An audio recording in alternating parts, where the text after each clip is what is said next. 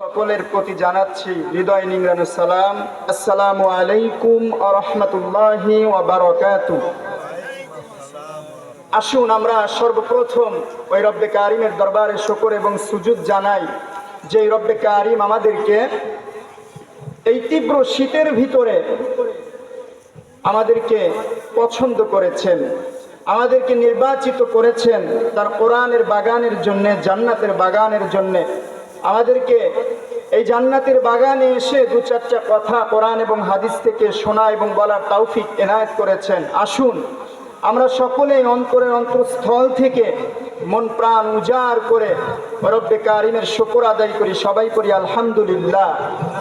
সবাই পড়েন রব্বানা লাকাল হামদ হামদান কাসীরান তাইয়িবান মুবারাকান ফীহি ইয়া রব্বি লাকাল হামদু কামা ইয়ানবাগি লিজালালি ওয়াজহিকা ওয়া আযীমি সুলতানিকা লাকাল হামদু বিল ঈমান লাকাল হামদু বিল ইসলাম লাকাল হামদু বিল কোরআন। লক্ষ কোটি দরুদ ও সালাম সাইয়্যিদুল মুরসালিন রাহমাতুল লিল আলামিন শফিউল মুজনিবিন আকায়ে নামদার মদিনাহ কা তাজদার সরকারে কায়নাত নবী রহমত বিশ্বনবী জনাবে মুহাম্মদুর রাসূলুল্লাহ সাল্লাল্লাহু আলাইহি ওয়াসাল্লামের প্রতি। সম্মানিত উপস্থিতি, আজকের এই মহতি জালসার সর্বপ্রথমেই আমরা স্মরণ করছি 1971-এর মুক্তিযুদ্ধে যেই সমস্ত মুক্তিযোদ্ধারা সত্যিকারের দেশপ্রেমে নিজেদের জীবনকে বিলীন করে দিয়ে, যাদের রক্তের উপরে পা রেখে আজকে আমরা আমাদের এই স্বাধীন বাংলা পেয়েছি, আল্লাহ তাআলা 1971-এর প্রত্যেক শহীদি ভাইদেরকে জান্নাতের উচ্চ মর্যাদা দান করেন। সবাই পড়েন আমিন। আমি আরও স্মরণ করছি 24শে জুলাই আন্দোলনে স্বৈরাচার হটানো, জালেম বিতাড়িত করানোর যেই সমাবেশ আমার দেশে সংগঠিত হয়েছিল, এই 24শে জুলাই আমার যেই সমস্ত কলিজার টুকরো যুবক ভাইয়েরা, ছোট ছোট কচি সোনামণিরা, এমনকি আমাদের যুবতী বোনেরা পর্যন্ত যারা রক্ত দিয়েছে, আল্লাহ তাআলা তাদের প্রত্যেককে শাহাদতের উচ্চ মাকাম দান করেন। সবাই পড়েন আমিন। আরো স্মরণ করছি ওই যুবকের যার রক্তের ঘ্রাণ এখনো শুকায়নি, যার রক্তের ঘ্রাণ এখনো আমাদের নাকে আসছে, যিনি আজীবন লড়েছেন ভারতের বিপক্ষে, অধিপত্য ভারতের বিপক্ষে, সেই ওসমান বিন হাদি, আল্লাহ তাআলা তার কবরকে জান্নাতের উচ্চ মাকাম দান করেন। পড়েন আমিন। সম্মানিত ভাইরা, আসুন আমরা মূল আলোচনায় চলে যাই। আমি আপনাদের সামনে আজকে বিশ্বের মহাবিশ্বয় আল কোরআন ছোট্ট একটি আয়াত থেকে আপনাদেরকে, যদি আল্লাহ তাআলা তৌফিক এনায়েত করেন, কথা বলার চেষ্টা করব। আমা তৌফিক ইল্লা বিল্লাহ। আল্লাহ রাব্বুল আলামিন মহাগ্রন্থ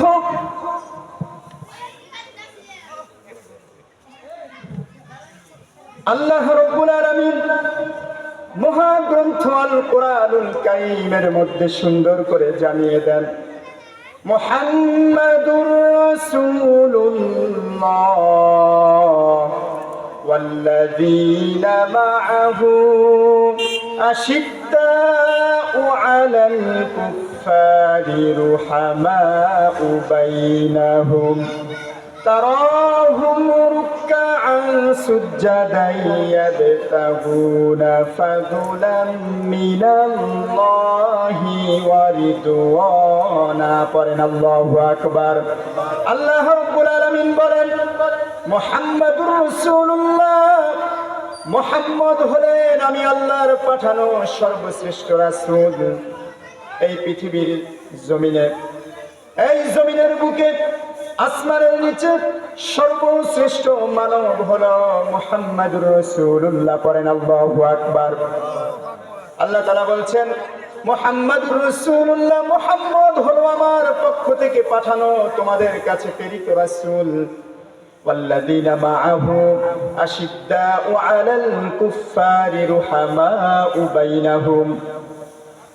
আল্লাহ রাব্বুল আলামিন এই আয়াতের ভিতরে আমার নবীর সাহাবীদের দুইটা বৈশিষ্ট্য আল্লাহ তাআলা বর্ণনা করেছেন, দুইটা গুণাবলী আল্লাহ তাআলা বর্ণনা করেছেন। আল্লাহর নবীর যারা সাহাবী ছিল তাদের গুণ কি ছিল, তাদের বৈশিষ্ট্য কি ছিল, কি কারণে তারা এত আল্লাহ তাআলার নৈকট্য অর্জন করেছে, কি কারণে তারা আল্লাহ তাআলার পছন্দনীয় হয়েছে, আল্লাহ তাআলা এই কথাটা আয়াতে বলেছেন। বলেন সুবহানাল্লাহ। সাহাবায়ে কেরাম বিশ্বনবীর সংস্পর্শে থেকে এতটাই দামি হয়েছিলেন, বিশ্বনবী বলেছেন খায়রুল কুরুনি করনি সুম্মাল্লাযীনা ইয়ালুনাহুম সুম্মাল্লাযীনা ইয়ালুনাহুম সুম্মাল্লাযীনা ইয়ালুনাহুম। বিশ্বনবী বলেন সর্বশ্রেষ্ঠ যুগ হলো আমি নবীর যুগ, আমি নবী মুহাম্মদের জামানাটা হলো সর্বশ্রেষ্ঠ জামানা, এরপরের জামানাটাই হলো সাহাবীদের জামানা। বলেন সুবহানাল্লাহ। তারপরে সর্বশ্রেষ্ঠ জামানা হলো তাবিঈদের জামানা। এই তিনটা যুগের কথা বিশ্বনবী বলেছেন।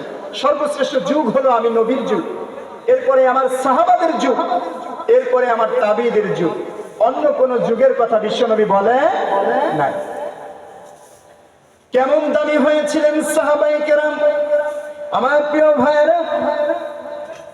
এই সাহাবায়ে কেরাম বিশ্বনবীকে এতটাই মেনেছেন, যখনই আল্লাহ তাআলা কোরআনে কারীম কোরআন ওহীর জ্ঞান যখন নাজিল করলেন, বিশ্বনবী যখন সাহাবীদেরকে পড়ে পড়ে শোনাতেন, আসলিম তাসলিম বলা মাত্রই কোনো চুঁচারা করতেন না। সাহাবায়ে কেরাম কোনো চুঁচারা ব্যতীতই তারা মেনে নিতেন। বলেন সুবহানাল্লাহ। এজন্যই বিশ্বনবী বলেছেন আসহাবী কান নুজুম, আমার সাহাবীরা হলো আকাশের নক্ষত্র তুল্য, তারকা তুল্য। যদি কোনো মানুষ আমার কোনো একজন সাহাবাকে যদি তারা ফলো করে, অনুসরণ করে, তারা হেদায়েতের রাস্তা খুঁজে পাবে। বলেন সুবহানাল্লাহ। সমুদ্রের ভিতরে যেমন নাবিকেরা পথ চলার সময় যদি রাস্তা হারিয়ে যায়, আকাশের তারকা দেখে যেমন নাবিকেরা রাস্তা খুঁজে পায়, পথ খুঁজে পায়, আমার কোন উম্মতেরা যদি আমার কোন একটা ছোট থেকে নগণ্য একজন সাহাবীকেও ফলো করে, বিশ্বনবী বলেন জান্নাতে যাওয়ার জন্য তার এটাই যথেষ্ট হয়ে যাবে। বলেন সুবহানাল্লাহ। এজন্য বিশ্বনবী বলেছেন লা তাসুব্বু আসহাবি, তোমরা আমার সাহাবীদেরকে গালি দিও না, তোমরা আমার সাহাবীদেরকে ভালোবাসো। কারণ আমার তোমরা যদি উহুদ পরিমাণও দান করে থাকো, আমার এই সাহাবীরা আমার দুঃখের সময় যে এক মুষ্টি জব দান করেছে, এক মুষ্টি চাউল দান করেছে, তোমাদের উহুদ পরিমাণ দানও তাদের এক মুষ্টি চাউলের দানের সমান হবে না। আল্লাহু আকবার বলে। এজন্য আমাদের রোল মডেল হলো সাহাবায়ে কেরাম। কারা বলে? বিশ্বনবী এবং তার সাহাবীরা। তাদেরকে অনুসরণ করতে হবে, ফলো করতে হবে। দুনিয়ার কোন নেতাকে অনুসরণ করলে জান্নাত পাওয়া যাবে? কারণ কোন নেতারই তো সেদিন কোনো খবর থাকবে না। চিল্লায়া বলেন ঠিক কিনা? বিশ্বনবীকে ফলো করতে হবে। আল্লাহ তাআলা বলছেন লাকাদ কানা লাকুম ফি রাসূলিল্লাহি উসওয়াতুন হাসানাহ। ও আমার বান্দা-বান্দীরা, আমি তোমাদের জন্য বিশ্বনবীর ভিতরে উসওয়াতুন হাসানা, উত্তম আদর্শ রেখে দিয়েছি। তোমরা যদি বিশ্বনবীর আদর্শ পালন করতে পারো, বিশ্বনবীকে অনুসরণ করতে পারো, আমার নবী বলে মান হাব্বা সুন্নতি ফাকাদ আহাব্বানি, যে আমার আদর্শকে ভালোবাসলো, আমার আদর্শকে তার গলায় পরে নিল, সে আমাকেই ভালোবাসলো।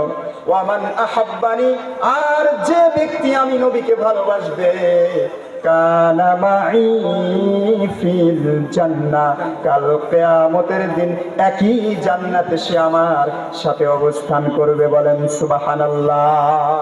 বিশ্বনবীর সাথে জান্নাতে থাকতে চান কি চান না বলেন?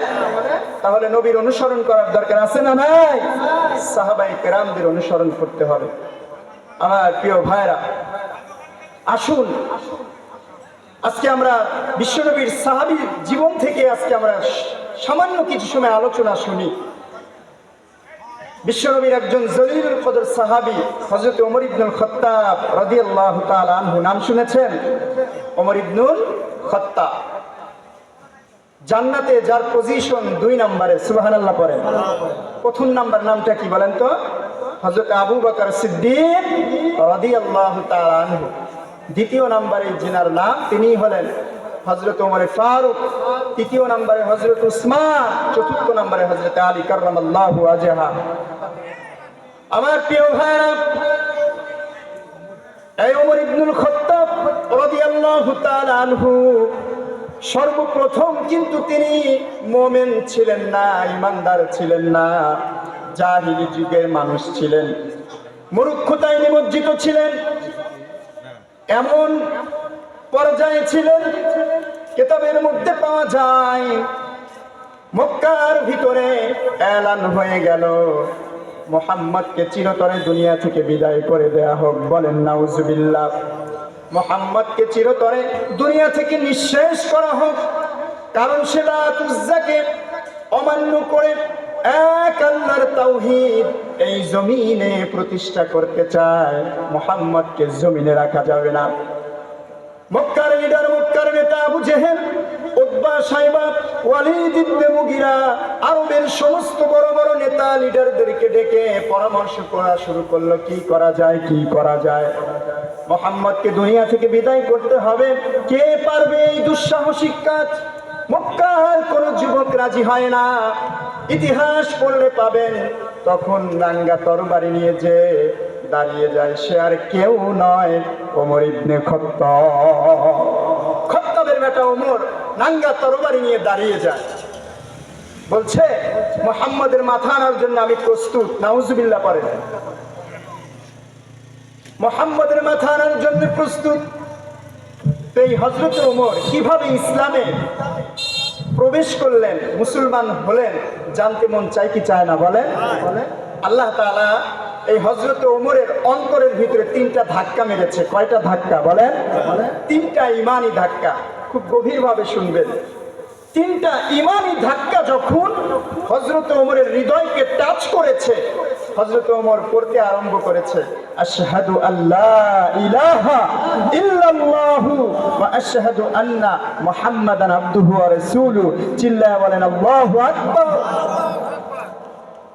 আমার প্রিয় ভাইরা, ভাঙ্গাবাড়ির যুবক ভাইরা, বৃদ্ধ বাবাজিরা, পর্দার অন্তরালে সম্মানিত শ্রদ্ধেয় মা ও বোনেরা, গভীর মনোযোগ দিয়ে কানটা লাগায় শুনবেন। আল্লাহ রাব্বুল আলামিন হযরত ওমর ফারুকের হৃদয়ের ভিতরে 3টা ঈমানি ধাক্কা মেরে দিলেন। 1 নাম্বার হলো বিশ্বনবীর দোয়ার ধাক্কা। বিশ্বনবী সাল্লাল্লাহু আলাইহি ওয়াসাল্লাম প্রত্যেক দিন তাহাজ্জুদের সালাত আদায় করার পরে চোখের পানি ফেলে ফেলে দোয়া করতে লাগলেন, আল্লাহুম্মা আইজ্জাল ইসলাম বিআহাব্বির রাজুলাইনি ইলাইক। আয় আল্লাহ তাআলা, বেশি কিছু চাই না, 2জন ব্যক্তির নাম তোমার কাছে পেশ করব। একজন হলেন আবি জাহাল ইবনে হিশাম, আরেকজন হলেন ওমর ইবনে খাত্তাব। এই আবু জেহেল এবং ওমর, এই 2 জনের ভিতরে যাকে আপনার পছন্দ, যাকে আপনার কাছে পছন্দ হয়, তাকে ইসলামের ছায়া তলে এনে ইসলামের জন্য কবুল করে আপনি ইসলামের শান সম্পদ আরো বৃদ্ধি করে দেন। চিল্লায়া বলেন আল্লাহু আকবার। বিশ্বনবী তাহাজ্জুদের সালাতে দোয়া করে, বিশ্বনবীর দোয়া ফেরত যাবে না। কথা বলে, বিশ্বনবীর দোয়া বিফলে যাবে?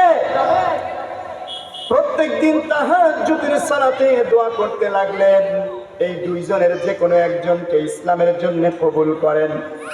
আল্লাহ রাব্বুল আলামিন বিশ্ব নবীর এই দোয়াটা আবু জেহেল নয়, ওমর ইবনে খাত্তাবের শানে আমার আল্লাহ কবুল করে নিলেন। সুবহানাল্লাহ। ওমর ইবনে খাত্তাবের শানে কবুল হয়ে গেল। এই যে বিশ্বনবীর একটা দোয়া, এই দোয়ার ধাক্কাটা হযরত ওমরের হৃদয়ে গিয়ে টাচ করলো। আল্লাহু আকবার।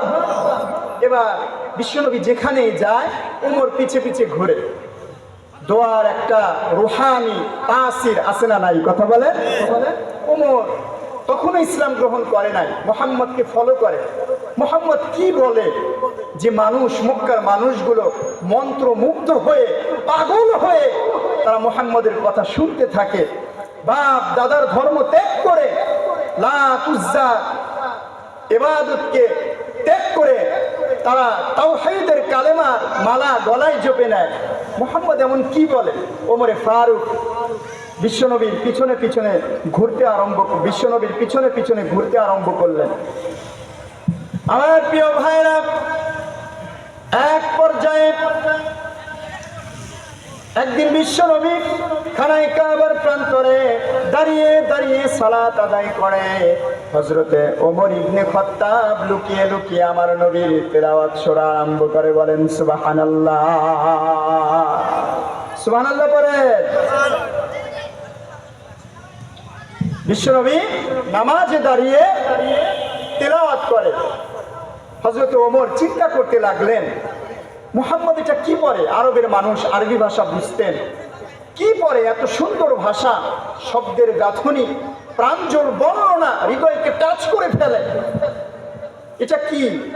হযরত ওমর মনে মনে চিন্তা করছেন, হয়তো মুহাম্মদ অনেক বড় মাপের একজন কবি, সে বানিয়ে বানিয়ে কবিতা রচনা করছে। আল্লাহু আকবার। হযরত ওমর পেছনে লুকিয়ে লুকিয়ে চিন্তা করতেছেন, মুহাম্মদ হয়তো অনেক বড় মাপের একজন কবি, কত সুন্দর করে সে বানিয়ে বানিয়ে কবিতা রচনা করছে। ওই সময় বিশ্ব নবী কিন্তু জানে না হযরত ওমর পেছনে লুকিয়ে লুকিয়ে বিশ্ব নবীর তেলাওয়াত শুনছে। ওই সময় নামাজের ভিতরে নবীজি আমার সূরাতু আল হাক্কা থেকে তেলাওয়াত করতেছিলেন। পড়েন আল্লাহু আকবার। হযরত ওমর যখন চিন্তা করলেন মুহাম্মদ অনেক বড় মাপের একজন কবি, কি সুন্দর করে বানিয়ে বানিয়ে সে কবিতা রচনা করছে, সঙ্গে সঙ্গে আমার নবী তেলাওয়াত করলেন সূরা আল হাক্কা থেকে, ওয়ামা হুয়া বিকাউলি শাইর কলিলাম মা তুমিনুন। পড়েন আল্লাহু আকবার। আমার নবী তেলাওয়াত করেন। আয়াতের অর্থ হলো এটা কোনো কবির বানানো কবিতা নয়, কবির রচনা করা কাব্য নয়। কলিলাম মা তুমিনুন, খুব অল্প মানুষ ঈমান গ্রহণ করে। বলেন সুবহানাল্লাহ। বিশ্বনবী কিন্তু জানে না পেছনে ওমর লুকিয়ে লুকিয়ে তেলাওয়াত শুনছে। ওমর চিন্তা করছে ব্যাপার কি? আমি তো মনে মনে এটা ভাবলাম, মুহাম্মদ এটা জেনে ফেললো, হয়তো মুহাম্মদ অনেক বড় মাপের একজন গণক। নাউজুবিল্লাহ পড়ে। সে মানুষের অন্তরের খবরও জানে, অনেক বড় মাপের একজন গণক, সে হয়তো গণনা করে এগুলো বলছে। হযরত ওমর পেছনে লুকিয়ে লুকিয়ে যখন এই কথাটা চিন্তা করতেছিলেন, বিশ্বনবী তখন সূরা আল হাক্কা থেকে পরের আয়াত তেলাওয়াত করলেন, ওয়ামা হুয়া বিকাউলি কাহিনিন কলিলাম মা তাযাক্কারুন। পড়েন আল্লাহু আকবার। বিশ্বনবী বললেন, আয়াতটা তেলাওয়াত করলেন, আয়াতের অর্থ হলো এটা কোনো গণকের গণনাও নয়। কলিলাম মা তাযাক্কারুন, খুব অল্প সংখ্যক মানুষই যারা উপদেশ গ্রহণ করে। বলেন সুবহানাল্লাহ। ওমর এবার ইমপ্রেসড, আশ্চর্য, হতবাক হয়ে গেলেন। ব্যাপার কি? আমি বলছি কবির রচনা করা কাব্য, মুহাম্মদ বলছে না এটা কবির বানানো কাব্য নয়। আমি মনে মনে চিন্তা করলাম হয়তো সে গণক, গুনে গুনে মানুষের অন্তরের খবর বলে দিতে পারে। মুহাম্মদ বলছে এটা গণকের গণনাও নয়। তাহলে এটা কি? এত সুন্দর, হৃদয়কে টাচ করে ফেলে, এটা কি? আমার নবী তখন সূরা আল হাক্কা থেকে তখন তেলাওয়াত করলেন, তানজিলুম মির রাব্বিল আলামিন। পড়েন আল্লাহু আকবার। এটা কোন মানুষের রচিত কালাম নয়, কোন কবির রচনা করা কাব্য নয়, এটা কোন গণকের গণনাও নয়, এটা হলো ওই রবের পক্ষ থেকে পাঠানো কালামুল্লাহ, ওই রবের পাঠানো কালাম, যেই রব আসমান জমিন সৃষ্টি করেছেন, যিনি এই কালাম রচনা করেছেন তিনি। আল্লাহু আকবার বলে, আল্লাহু আকবার। এই যে সূরা আল হাক্কা এর একটা ধাক্কা দিয়ে ওমরের হৃদয়কে টাচ করে ফেললো। আল্লাহু আকবার বলেন। ওমর কিন্তু এখনো ইসলাম গ্রহণ করে নাই। এক নাম্বার কি বলেন তো? বিশ্বনবীর দোয়া, তাহাজ্জুদের সালাতে দোয়া করতেন। এক নাম্বার বিশ্বনবীর দোয়াটা ওমরের হৃদয়কে টাচ করেছে। দ্বিতীয় নাম্বার এই সূরা আল হাক্কাটা হযরত ওমরের হৃদয়কে একেবারে ব্যথিত করে ফেললো, উথাল করে ফেললো। তার হৃদয়ের ভিতরে সমুদ্রের ঢেউ উঠে গেল, ইসলামের ঢেউ, ইমানের ঢেউ। আল্লাহু আকবার।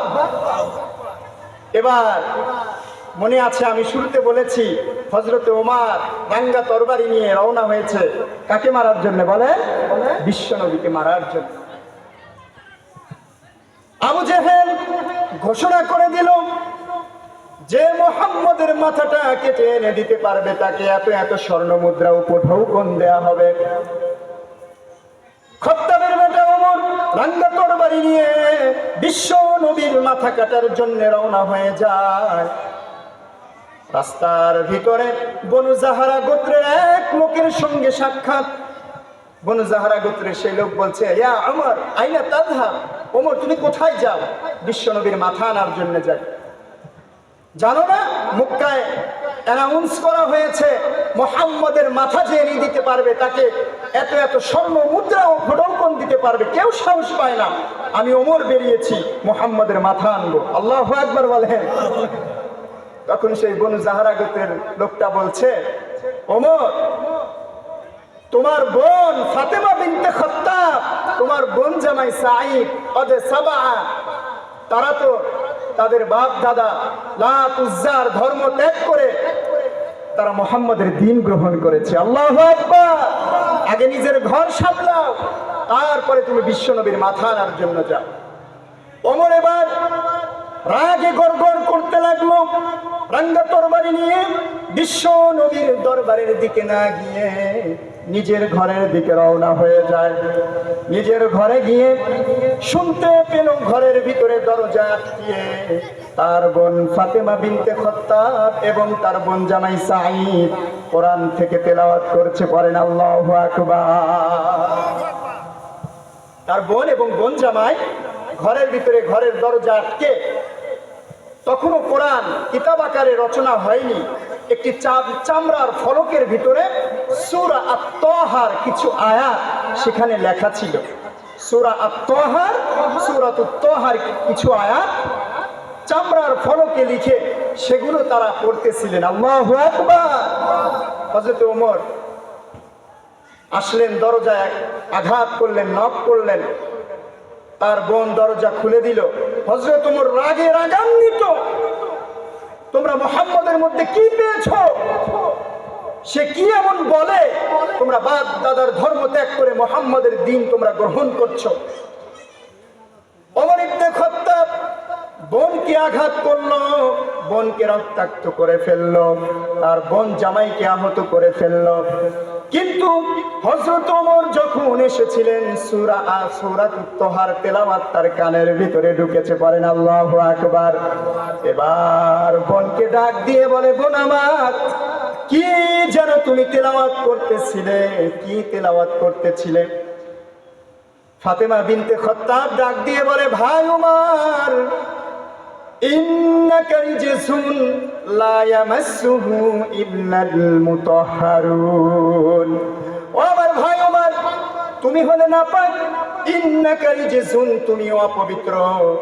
এটা এমন একটা কিতাব এটা এমন একটা কালাম, লা ইয়ামাসসুহু ইল্লাল মুতাহহারুন, পবিত্রতা ছাড়া এই কালাম স্পর্শ করা যায় না। এটা এমন মহামান্বিত গ্রন্থ, এটা এমন কালাম, তুমি তো অপবিত্র। হযরত ওমর ডাক দিয়ে বলে, বোন আমার, তাহলে কি করতে হবে? গোসল করে আসো, পবিত্রতা অর্জন করে আসো। হযরতে ওমর পবিত্রতা অর্জন করলেন, গোসল করে আসলেন। সেই চামড়ার ফলকে লিখিত সূরা আত-তাহা, তাহা মা আনজালনা আলাইকাল কুরআনা লিতাশকা ইল্লা তাযকিরাতাল লিমান ইয়াখশা। পড়েন আল্লাহু আকবার। হযরত ওমর যখন চামড়ার ফলকে লিখিত সূরা তাহার পৃষ্ঠাটা যখন হাতের মধ্যে নিলেন, আরবের মানুষ আরবি ভাষা বুঝতেন। যখন তিনি মনে মনে সূরা তাহাটা তেলাওয়াত শুরু করলেন, কিতাবের মধ্যে রেখে তার চোখ দিয়ে অঝর ধারায় পানি ঝরতে শুরু হলো। হযরত ওমর আর সহ্য করতে পারলেন না, বোনকে ডাক দিয়ে বললেন, বোন আমার, আর দেরি করতে চাই না, জলদি করে মুহাম্মদের দরবারে আমাকে নিয়ে যাও। হযরত ওমরকে মুহাম্মদের দরবারে নিয়ে যাওয়া হলো। ও আমার ভাইরা, ওদিকে মুহাম্মদ সাল্লাল্লাহু আলাইহি ওয়াসাল্লামের চাচা আমিরে হামজা যখন দেখলেন হযরত ওমর রাঙ্গা তরবারি হাতে নিয়ে বিশ্ব নবীর দরবারের দিকে আসতেছে, আমিরে হামজা ভয় পেয়ে গেলেন। ডাক দিয়ে বললেন, ভাতিজা মুহাম্মদ, ব্যাপারটা কিন্তু ভালো না, ভয়াবহ অবস্থা।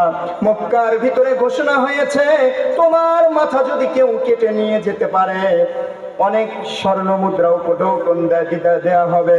ওই যে দেখা যায় ওমর, খাত্তাবের বেটা ওমর রাঙ্গা তরবারি নিয়ে মুহাম্মদ তোমার দিকে তেড়ে আসতেছে, মনে হয় ব্যাপারটা ভালো নয়, তোমাকে দুনিয়া থেকে বিদায় করে দিবে।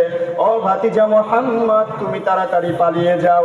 সাহাবায়ে কেরাম ডাক দিয়ে বলে, ও গো নবীজি, আপনি চলে যান, চলে যান, আমরা এই পরিস্থিতিটা আমরা দেখে নিব।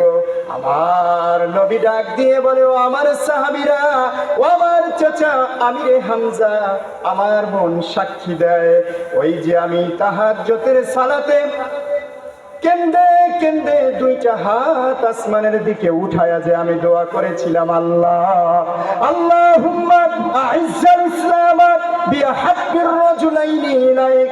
আল্লাহ তাআলা আবু জেহেল অথবা ওমর ইবনে খাত্তাব, এই দুইজনের যে কোনো একজনকে ইসলামের জন্য কবুল করেন। বিশ্বনবী বলে, আমার মন আজকে সাক্ষী দেয়, আমার ওই দোয়াটা আজকে কবুল হতে যাচ্ছে। আল্লাহু আকবার বলে। বিশ্বনবী বলে, আমি পালাবো না, আমার মন তো সাক্ষী দিচ্ছে, আমার দোয়াটা হয়তো আল্লাহ কবুল করে নিচ্ছে। সত্যি সত্যি হযরতে ওমর তখন বিশ্বনবীর দরবারে আসলেন।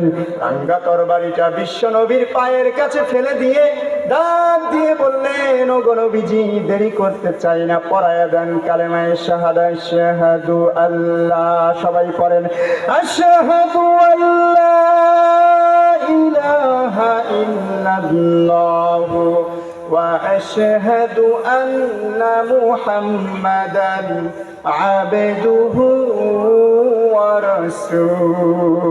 চিল্লায়ে বলেন আল্লাহু আকবার। হযরত ওমর ইসলাম গ্রহণ করলেন, মুসলমান হয়ে গেলেন। হযরত ওমর ইসলাম গ্রহণ করার পরে বিশ্বনবীকে ডাক দিয়ে বলছে, ওগো নবীজি, আলাসনা আলাল হক, আমরা কি হকের উপরে নই? আমরা কি সত্যের উপরে প্রতিষ্ঠিত নই? বিশ্বনবী ডাক দিয়ে বললেন, ওমর, বালা নাহনু আলাল হক, অবশ্যই অবশ্যই আমরা হকের উপরে আছি। চিল্লায়া পড়েন আল্লাহু আকবার। আমরাই সত্যের উপরে প্রতিষ্ঠিত। এই জমিনে প্রত্যেকেই বাতিল, প্রত্যেকের ধ্বংস অনিবার্য, একমাত্র মুহাম্মদের যারা অনুসরণ করবে তারাই হকের উপরে। আল্লাহু আকবার। ওমর তখন বলছে, তখনও ইসলামের প্রাথমিক যুগ, প্রথম সময়, তখনও মক্কার জমিনে উচ্চ আওয়াজে কালেমার তাকবীর হয় নাই, আল্লাহু আকবার তাকবীরটা ধ্বনিত হয় নাই। বিশ্বনবী গুটি কয়েক নবমুসলিমকে নিয়ে গোপনে গোপনে ইসলামের দাওয়াত দেয়। হযরত ওমর ইসলাম গ্রহণ করার পরে বিশ্বনবীকে ডাক দিয়ে বলছে, ওগো নবীজি, আমরা যদি সত্যি সত্যি হকের উপরে প্রতিষ্ঠিত হয়ে থাকি, ফাফি মাল ইখতিফা, তাহলে আর গোপনে গোপনে কালেমার দাওয়াত কেন? এবার ওমর ইবনে খাত্তাব ইসলাম গ্রহণ করেছে, গোপনে আর কালেমার দাওয়াত হবে না। এবার আসুন আমরা প্রকাশ্যে কালেমার দাওয়াত দেব। আল্লাহু আকবার। হযরত ওমর অনুমতি চাইলেন, বিশ্বনবী অনুমতি দিতে চায় না। জোরাজোরিতে বিশ্বনবী আচ্ছা যা অনুমতি দেয়া হলো। গুটি কয়েক নব মুসলিম সাহাবী সবে মাত্র ইসলাম গ্রহণ করেছে। কিতাবের মধ্যে পাওয়া যায় 11 জন নব মুসলিম, নতুন মুসলমান হয়েছে। এমন সাহাবীদেরকে নিয়ে ছোট্ট একটা মিছিল বের করলেন। আল্লাহু আকবার। হযরত ওমর ছোট্ট একটা মিছিল বের করলেন। তার লিডার, নেতৃত্ব যিনি দিলেন তিনি হলেন ওমর ইবনে খাত্তাব রাদিয়াল্লাহু তাআলা আনহু। 11 জনকে নিয়ে কিতাবের ভিতরে পাওয়া যায় ছোট্ট একটা বাক্যের ভাষণ দিলেন। খুব গভীর মনোযোগ দিয়ে শুনবেন। ভাষণ দিতে জানলে লম্বা ভাষণ দিতে হয় না, একটা বাক্য দিয়ে গোটা পৃথিবীটাকে কাঁপুনি দেওয়া যায়। চিল্লায়া বলেন ঠিক কিনা? হযরত ওমর ছোট্ট একটা বাক্যের ভাষণ দিয়েছিলেন। হযরত ওমর গোটা মক্কার কাফের মুশরিকদেরকে লক্ষ্য করে বললেন, হে মক্কার জমিনের কাফেররা, মুশরিকেরা, মান আরাদা আন তাসকুলা উম্মাহু ওয়া ইয়াতামা ওয়ালাদুহু ওয়া তারমিলা যাওজাতুহু ফালিয়াসুদ্দানি। এই ছোট্ট একটা বাক্য কি বললেন হযরত ওমর? ওমর বললেন, মান আরাদা, এই মক্কার জমিনে কে আছো, আন তাসকুলা উম্মাহু, তার মাকে সন্তান হারা করতে চাও, ওয়া ইয়াতামা ওয়ালাদুহু, তার সন্তানকে ইয়াতীম করতে চাও, ওয়া ইয়াতামা যাওজাতুহু, তার স্ত্রীকে বিধবা করতে চাও, ফালিয়া সুলতানি, যদি কোনো বাপের বেটা মক্কার জমিনে থেকে থাকো, এই ওমর ইবনে খাত্তাবের সামনে এসে দাঁড়িয়ে যাও। চিল্লায়া বলেন আল্লাহু আকবার। হযরত ওমর এই ছোট্ট একটা বাক্যের ভাষণ দিয়ে আল্লাহু আকবার তাকবীরের ধ্বনি তুললেন। মক্কার জমিনে তখনও প্রকাশ্যে আল্লাহু আকবার তাকবীরের ধ্বনি তখনও উচ্চারিত হয় নাই। আল্লাহু আকবার, আল্লাহু আকবার, এই তাকবীরের ধ্বনি যখন হযরতে ওমর 11 জন নব মুসলিম সাহাবীদেরকে সঙ্গে নিয়ে মক্কার জমিনে তুললেন, মক্কার আসমান জমিন যখন আল্লাহু আকবার তাকবীরে ধ্বনিত হতে লাগলো, ঝাঁকুনি শুরু হয়ে গেল, ভূমিকম্প শুরু হয়ে গেল। ওদিকে আবু জেহেল বের হয়েছে, ঘর থেকে আবু জেহেল, উতবা, সাইবা, ওয়ালিদ ইবনে মুগিরা। কি ব্যাপার? আমার এলাকায় তাওহীদের স্লোগান, কার এত বড় সাহস? এখানে না লাত উজ্জার স্লোগান হবে, এখানে এক আল্লাহর তাওহীদের স্লোগান দেয়। এত বড় বাপের বেটা কে? এত বড় বুকের পাটা কার? আমার প্রিয় ভাইরা, আল্লাহু আকবার তাকবীরের ধ্বনি শোনার পরে আবু জেহেল, উতবা, সাইবা, ওয়ালিদ ইবনে মুগিরা, মক্কার বড় বড় কাফেররা, মুশরিকেরা ঘরের দরজা খুলে তারা ঘরের বাহিরে বের হয়েছে। ঘরের বাহিরে বের হওয়ার পরে যখন দেখে মিছিলের সামনে খাত্তাবের বেটা ওমর রাঙ্গা তরবারি নিয়ে দাঁড়ানো, আর কেউ কথা বলার সাহস পায় না। সমস্ত কাফের মুশরিকরা লেজ গুটিয়ে পালাতে বাধ্য। বলেন আল্লাহু আকবার। কারণ খাত্তাবের বেটা ওমরের সামনে দাঁড়ানোর মতো বুকের পাটা মক্কার জমিনে আর কারো ছিল। তো আমাদের এখন একজন ওমরের দরকার, ঠিক কি না? আমাদের বাংলাদেশ সহ গোটা মুসলিম উম্মার জন্য একজন ওমর দরকার। চিল্লায়া বলেন ঠিক কি না? আজকে মুসলিম উম্মা নির্যাতিত, নিপীড়িত। আপনি ভারতের দিকে তাকান, সেখানে মুসলমানেরা নির্যাতিত। চেচনিয়া, বসনিয়া থেকে শুরু করে ফিলিস্তিন, জেরুজালেম, পৃথিবীর প্রান্তে প্রান্তে মুসলমানেরা নির্যাতিত, নিপীড়িত। কারণ আজকে মুসলিম উম্মার মাঝে ওমর নাই। চিল্লায়া বলেন ঠিক কি না? আজকে আমরা ওমরের অপেক্ষায়। ইনশাআল্লাহ আমরা আশাবাদী, আগামীর দেশ হবে কোরআনের বাংলাদেশ। চিল্লায়া বলেন ঠিক কিনা? আগামীর দেশ হবে ইসলামের বাংলাদেশ। এদেশের জমিনে কোন নাস্তিক, বেঈমান, মুরতাদ কোন স্লোগানের জায়গা হবে না। চিল্লায়া বলেন ঠিক কিনা? আগামীতে আমরা একজন ওমর চাই। আল্লাহ কবুল করেন, পড়েন আমিন। দাও খোদা দাও আমায় আবার ওমর দারাজ দিন, দাও খোদা দাও আমায় আবার ওমর দারাজ দিন, দাও আলীর মতো বীর সেনানী, আলীর মতো বীর সেনানী জাগাতে নিখিল,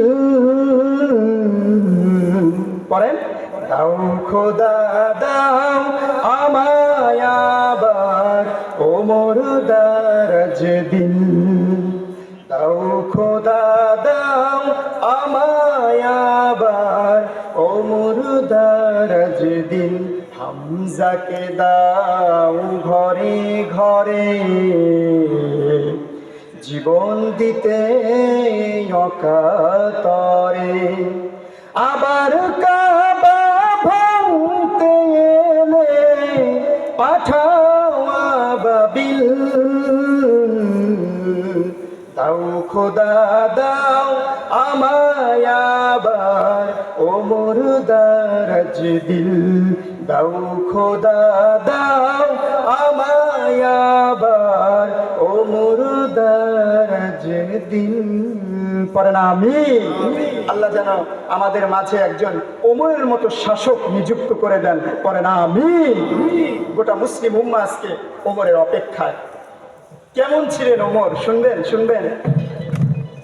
অর্ধজাহান শাসন করেছেন, আল্লাহু আকবার বলেন।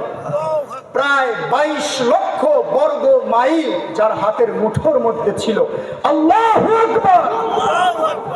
খেজুর পাতার মসনদে বসে অর্ধ পৃথিবী শাসন করেছে, অর্ধ পৃথিবী শাসন করেছেন। ধুলির তক্তে বসে খেজুরের পাতার প্রাসাদ তাহার বারে বারে গেছে কষি, ইসলাম সে তো পরশমণি তার কি পেয়েছি খুঁজি, পরশে তাহার শোনা হলো যারা তাদের মোরা বুঝি, বলেছেন রাসূল শেষ পয়গম্বর আমার পরে যদি নবী হতো কেউ হতো ঠিক সে ওমর, চিল্লায় বলেন মারহাবা। বিশ্বনবী বলে গিয়েছেন লাউ কানা বাদি নবিয়্যুন লাকানা ওমর। বিশ্বনবী বলেন আমার পরে কোন নবী আসবে না, আমার মাধ্যমে আল্লাহ রব্বুল আলামিন এই জমিনের উপরে নবুয়তের মোহর মেরে দিয়েছেন, তালা মেরে দিয়েছেন। কিন্তু আমার পরে যদি আল্লাহ রব্বুল আলামিন কাউকে নবী করে পৃথিবীতে পাঠাতেন সে আর কেউ নয়, লাউ কানা বাদি নবিয়্যুন লাকানা ওমর। ওমরকে আল্লাহ নবী করে পাঠাতেন, আল্লাহু আকবার। হযরত ওমর এমন ছিলেন, অর্ধ পৃথিবী শাসন করেছেন, প্রায় 22 লক্ষ বর্গ মাইল যার হাতের মুঠোয়। আমিরুল মুমিনিন খলিফাতুল মুসলিমিন এই হযরত ওমর বালির উপরে মাথার নিচে ইট রেখে শুয়ে থাকতো, আল্লাহু আকবার বলেন।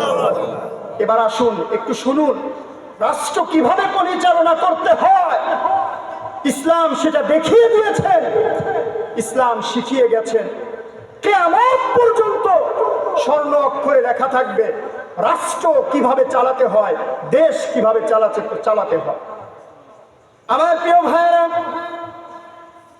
অর্ধ পৃথিবীর শাসক হওয়ার পরে হযরত ওমর বাড়ির ভিতরে মাথার নিচে ইট রেখে ঘুমাতেন। হযরত ওমর একবার মদিনার গভর্নমেন্টের কাছে গেলেন, অর্থমন্ত্রীর কাছে গেলেন। অর্থমন্ত্রীকে ডাক দিয়ে বলছেন হযরত ওমর, হে মদিনার গভর্নমেন্ট, হে মদিনার অর্থমন্ত্রী, সামনে ঈদের দিন আসতেছে, আমার সন্তানদের নতুন কাপড় কেনার মতো একটা টাকাও আমি ওমরের কাছে নাই। আমাকে কি 1 মাসের বেতন অগ্রিম দেয়া যায়? দেখেন অর্থমন্ত্রী তখন কি বলে। গভর্নমেন্ট, মদিনার গভর্নমেন্ট অর্থমন্ত্রী ডাক দিয়ে বলছে, আমিরুল মুমিনিন, হে আমাদের প্রেসিডেন্ট, আপনি তো 1 মাসের বেতন অগ্রিম নিতে চাচ্ছেন, আপনি যে 1 মাস বেঁচে থাকবেন এর যদি গ্যারান্টি লিখিত আকারে আমাকে দিতে পারেন, আপনি মুসলমানদের বাইতুল মাল থেকে 1 মাসের টাকা অগ্রিম নিয়ে যান, আমার কোনো আপত্তি নেই। আল্লাহু আকবার। হযরত ওমর বলছেন, ঈদের দিন আসতেছে, আমার সন্তানেরা কান্না করতেছে, নতুন কাপড় কেনার মতো টাকা আমি ওমরের নাই, 1 মাসের বেতন কি আমাকে অগ্রিম দেয়া যায় না? মদিনার অর্থমন্ত্রী গভর্নমেন্ট ডাক দিয়ে বলে, ওগো আমিরুল মুমিনিন, খলিফাতুল মুসলিমিন, আপনি যদি 1 মাস বেঁচে থাকার গ্যারান্টি দিতে পারেন, 1 মাসের টাকা অগ্রিম নিতে পারবেন। ওমর ডাক দিয়ে বলেন, খলিফাতুল মুসলিমিন ডাক দিয়ে বলে, হে মদিনার অর্থমন্ত্রী, হে মদিনার গভর্নমেন্ট, তুমি আমাকে বাঁচিয়েছো, জাহান্নামের আগুন থেকে তুমি আমাকে বাঁচালে, আমার 1 মাসের অর্থ অগ্রিম দরকার নাই, আমার সন্তানেরা পুরাতন কাপড় পরে ঈদ পালন করবে। বলেন আল্লাহু আকবার। হাযা আমিরুল মুমিনিন ওমর ইবনুল খাত্তাব রাদিয়াল্লাহু তাআলা আনহু, ইনি ছিলেন অর্ধজাহানের প্রেসিডেন্ট হযরত ওমর ইবনে খাত্তাব। আল্লাহু আকবার বলেন। এই ওমরের অপেক্ষায় আমরা, ঠিক কি না? আমার প্রিয় ভাইরা, আজকে আমাদের পৃথিবীর সবচেয়ে পাওয়ারফুল দেশ কোনটা বলেন তো? সবচেয়ে পাওয়ারফুল কান্ট্রি আমেরিকা। ওই সময় সবচেয়ে পাওয়ারফুল কান্ট্রি ছিল পুরা পৃথিবীর ভিতরে রোম এবং পারস্য। পারস্য, এই রোমের নামে আল্লাহ তাআলা কোরআনে সূরা নাযিল করেছেন, সূরাতুর রুম। আল্লাহু আকবার বলেন। রোম, ইটালি বর্তমান, এতটাই ওই সময় পাওয়ারফুল ছিল, গোটা বিশ্ব তাদের নেতৃত্ব মানত। তো রোমের বাদশা একবার বলতেছে, আচ্ছা, গোয়েন্দা বিভাগের প্রধান যিনি, তাকে ডেকে বলছে, আচ্ছা যাও তো, মদিনাতে মুসলমানেরা তারা শাসন ইসলাম কায়েম করেছে, খেলাফত কায়েম করেছে, ইসলামের মসনদ কায়েম করেছে, আচ্ছা তাদের শাসন ব্যবস্থাটা কেমন, তাদের পলিটিক্স রাজনীতিটা কেমন, একটু যাও তো, গিয়ে দেখে আসো। সেখানে নাকি একজন আমিরুল মুমিনিন আছে, ওমর ইবনে খাত্তাব, যেভাবে একের পর এক দেশ দখল করে নিচ্ছে, না জানি রোমও কবে চলে যায়। আল্লাহু আকবার। বর্তমানে আমেরিকা পাওয়ারফুল, ওই সময়কার পাওয়ারফুল রোম বলতেছে, রোম। আচ্ছা যাও তো, কবে যেন আমাদের রোমও হাতছাড়া হয়ে যায়। আমার প্রিয় ভাইয়েরা, রোমের গোয়েন্দা বিভাগ মদিনাতে আসলো মুসলমানদের শাসন ব্যবস্থা দেখার জন্য, মুসলমানদের পলিটিক্স দেখার জন্য, মুসলমানদের রাজনীতি দেখার জন্য, কিভাবে তারা দেশ চালায়। এখন বলে মুসলমানেরা নাকি দেশ চালাতে পারে না, হুজুররা দেশ চালাতে পারবে না। বলে না কথা বলে, কোরআনে দেশ চালানো নাই। হযরত ইউসুফ, সূরাত ইউসুফ আপনি একটু রিসার্চ করেন, সূরাত ইউসুফ আপনি ইউটিউবের ভিতরে চালিয়ে সূরা ইউসুফের তরজমাটা শোনেন। পুরা সূরা ইউসুফের ভিতরে আল্লাহ তাআলা কিভাবে রাষ্ট্র পরিচালনা করতে হয় আল্লাহ তাআলা গোটা পৃথিবীর মানুষকে জানিয়ে দিয়েছে। আল্লাহু আকবার বলেন। রোমের গোয়েন্দা বিভাগের প্রধান আসলো, এসে সাহাবীদেরকে ডাক দিয়ে বলছে, হে মদিনার লোকেরা, তোমাদের প্রেসিডেন্ট কোথায়, তোমাদের শাসক কোথায়, আইনা মালিকুকুম, তোমাদের মালিক বাদশা রাজা কোথায়? সাহাবী বলছে, আমাদের তো রাজা হয় না, রাজা তো একজনই। রাজা কয়জন কথা বলেন? আল্লাহু আকবার। আল্লাহই হলেন রাজাধিরাজ, আর কোন রাজা হতে পারে? বলছে মুসলমানদের, মুমিনদের রাজা হয় না। আচ্ছা,